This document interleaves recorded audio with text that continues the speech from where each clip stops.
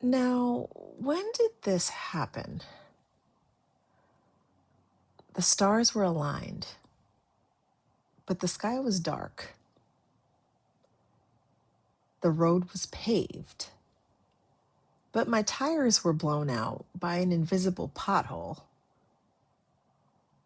The coffee steamed hot, but drank ice cold. Nothing made sense. I thought I had it all. Or at least I was going to. But all that glitters isn't gold. What happens when we get what we want and we're still not happy?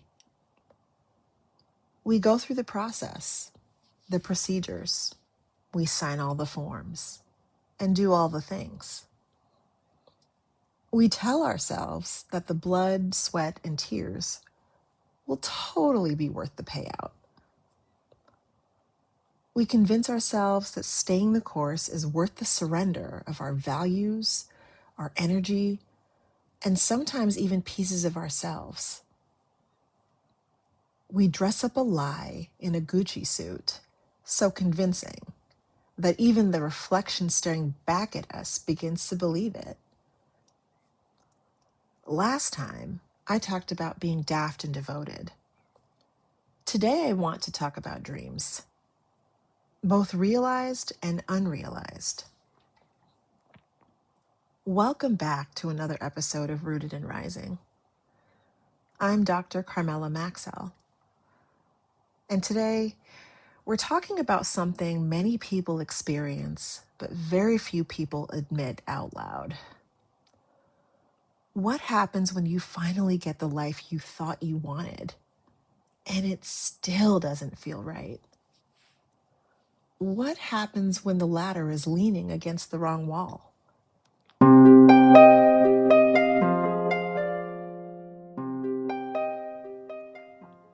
Part 1. The dream we were sold. I think many of us inherited a blueprint before we ever discovered ourselves. Go to school, get good grades, get the degree, get the job, find a partner, get married, buy a house, have children, build a career, save, and acquire assets, retire, travel, be happy. For some people, that path genuinely fits. For others, it becomes a checklist we complete without ever asking ourselves whether the dream belongs to us. Maybe your family valued achievement. Maybe your culture valued sacrifice. Maybe your community taught you that success meant status. Maybe social media convinced you that happiness comes with granite countertops and vacation photos, trips to Cabo and Saint-Tropez, luxury and elegance. None of those things are inherently wrong. But somewhere along the way, many of us stop asking an important question. Do I actually want this?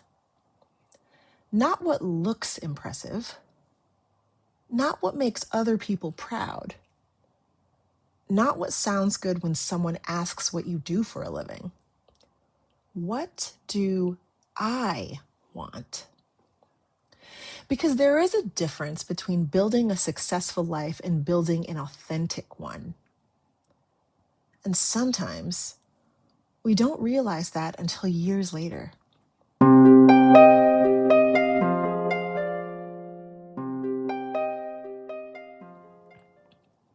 Part 2. The moment the dream stops working. I think one of the loneliest experiences a person can have is realizing that the thing they wanted didn't fix what they thought it would. You finally got that promotion, and you're still anxious. You finally get married, and you're still lonely. You finally buy that beautiful house and you still feel restless. You finally achieve the goal and you wake up the next morning feeling exactly like yourself. That's usually when the guilt arrives.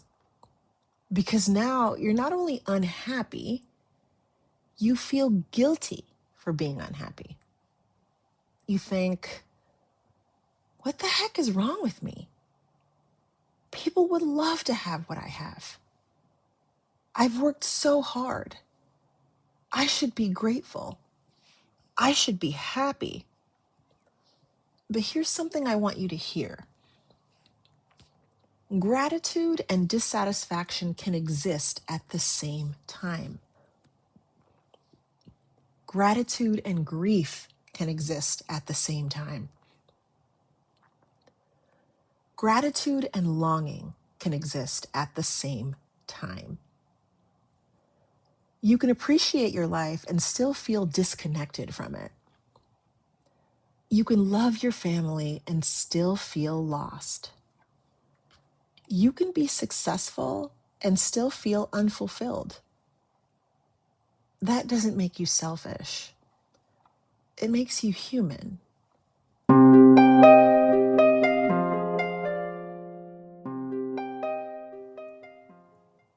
Part 3. The cost of silent surrender. Sometimes the problem isn't the life we built. Sometimes the problem is what we sacrificed to build it. Maybe you stopped writing. Maybe you stopped creating. Maybe you stopped traveling. Maybe you stopped engaging in self-care. Maybe you haven't redefined what self-care is. Maybe you stopped dreaming. Maybe you became so busy taking care of everyone else that you forgot how to care for yourself. Maybe you became the person everyone needed and lost the person you were. And here's the painful truth. We don't usually lose ourselves all at once.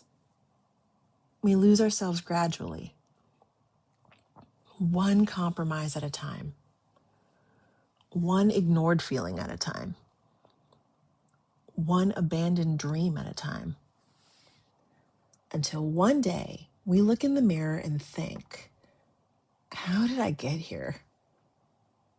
And perhaps even more importantly, when did I stop being me? For the longest time, I believed that following the path laid out for me was the right thing to do. See, I was supposed to become a medical doctor. My father had dreamed of me serving others through medicine aboard a naval ship. I never once imagined myself joining the Navy, but I was surrounded by people who encouraged that vision. My father was in the Army. He was a corpsman, and he thought that I could climb higher. And there was nothing inherently wrong with that. In many ways, it was a beautiful dream. The problem was that it wasn't my dream. And I hadn't realized that yet. Still, I kept moving forward toward it because it looked like success. It sounded like success. It smelled like success. Everyone around me seemed convinced that this is who I was meant to be. And I loved my father. And I believed that he wanted the very best for me. Meanwhile, I felt intimidated by the role I was being asked to step into. Not because I wasn't capable, but because something deep inside me knew I was trying to become someone I wasn't. What I didn't realize at the time was that every day I spent pursuing a life that wasn't aligned with who I was and what I valued, I lost a piece of myself.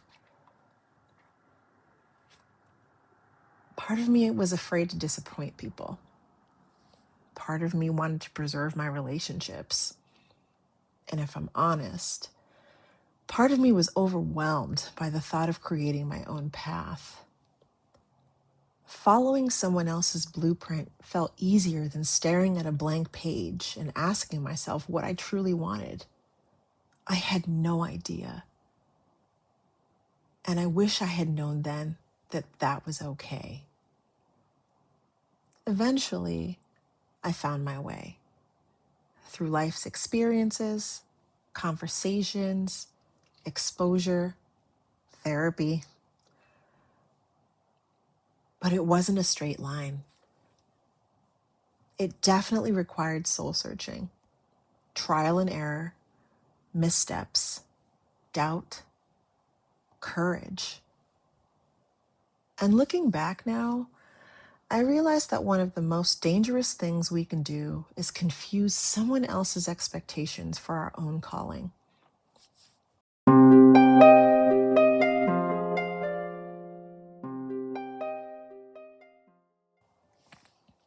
Part 4.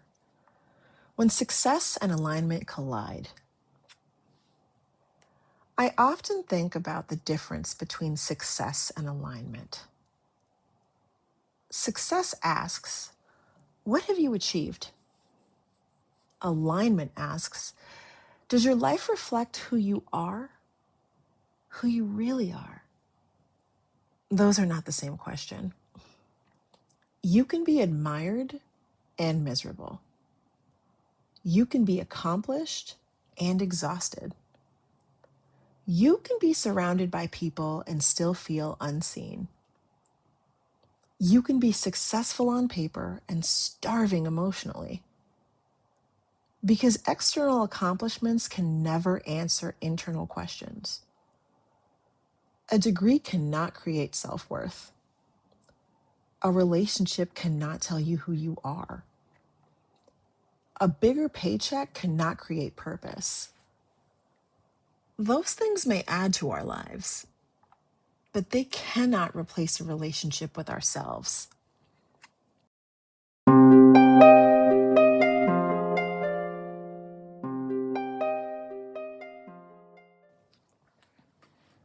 Part 5. Coming home to yourself. So what do you do if you're listening to this and realizing that the life you've built no longer feels like it fits? Well, you don't panic. You don't burn everything down. You don't quit your job tomorrow. You don't abandon your responsibilities.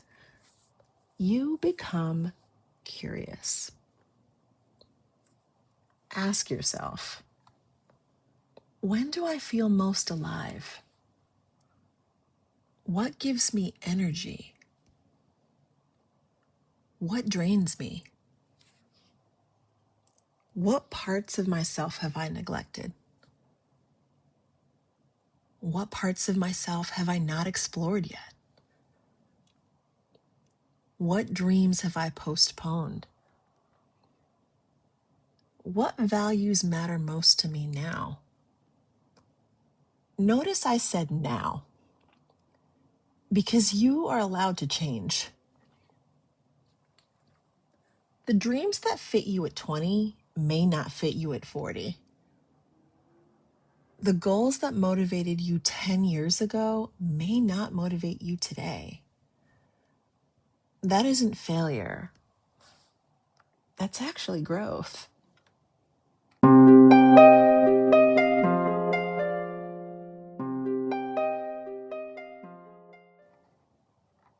Part 6.